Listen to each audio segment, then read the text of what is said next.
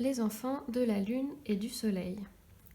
Au commencement de la terre, la lune et le soleil régnaient en bonne entente dans le ciel. Enfin, pas tout à fait, car la lune enviait secrètement la puissance solaire. Elle qui était toujours blafarde, maigrissait parfois de jalousie. Le royaume de la lune s'étendait pendant la nuit, lorsqu'elle brillait faiblement, entourée de ses innombrables enfants, les étoiles. Quand le jour commençait à poindre, elle rassemblait sa progéniture et partait, laissant s'installer le royaume du soleil. Le soleil arrivait, superbe, majestueux et flamboyant. À cette époque, le soleil était père, lui aussi. Lorsqu'il se levait à l'horizon, sa ribambelle de petits soleils le suivait. Ses enfants étaient particulièrement turbulents, comme ceux de la lune d'ailleurs. Ils se déplaçaient partout dans le ciel, bougeaient sans arrêt, et ils étaient si nombreux, si excités, qu'ils surchauffaient la terre. La nature en souffrait. La vie devint insupportable pour les humains et les animaux, qui étouffaient, cherchant désespérément un endroit ombragé.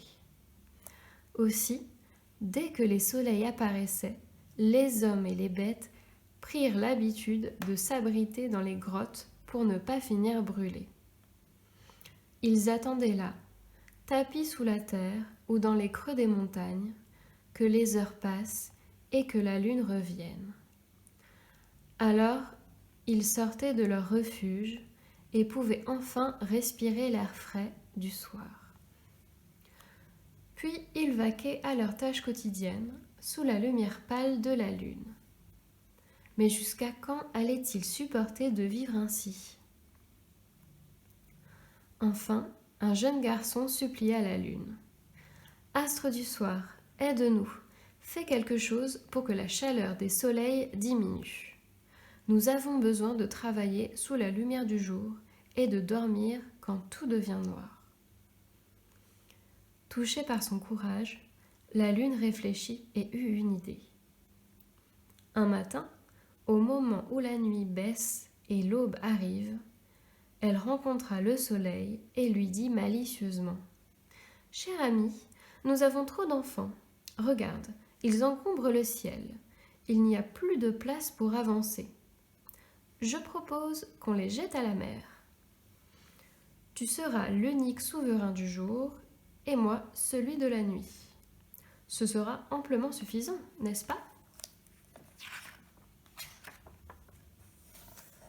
« Que me dis-tu là ? S'écria le soleil, offusqué. Bah, moi, je sais ce que j'ai à faire. Je vais immédiatement pousser les miens dans la mer. Elle est vaste et ils y seront à l'aise. Sur ces mots, la lune pivota et revint avec un sac contenant ses enfants. Mais ne la croyez pas si méchante. C'était une ruse. En fait, elle avait rempli son sac de petits cailloux. « Les voici. Va chercher les tiens, nous dominerons le ciel et eux régneront dans l'eau. » Le soleil, impressionné par sa détermination, ne voulait pas paraître lâche. Et si la lune avait le courage de jeter ses enfants, il en ferait autant. Il enferma aussi ces derniers dans un gros sac. Ensemble, ils déversèrent le contenu des sacs dans la mer, puis ils regagnèrent leur place dans le ciel. Le soir venu, la lune apparut, entourée de toutes ses étoiles. Toutes, il n'en manquait pas une. Le lendemain, dès la première heure, le soleil entra dans une rage violente. « Menteuse, et moi qui t'ai écoutée !» cria-t-il, incandescent de colère. « Je ne t'adresserai plus jamais la parole. J'irai repêcher mes petits et je les installerai à mes côtés. » Le jour suivant, le soleil plongea ses rayons dans la mer. Mais quelle surprise, ses enfants s'étaient transformés. et voilà qu'ils étaient de couleur argent, avec 2 yeux et une bouche, et leur corps s'était assoupli et allongé. Le père réussit à en attraper un. Celui-ci l'implora en frétillant. « S'il te plaît, papa, laisse-moi vivre dans l'eau. Il fait si bon, si frais dans les profondeurs de la mer, et j'ai autant d'espace ici que dans le ciel immense. » Le soleil resta perplexe. Que faire?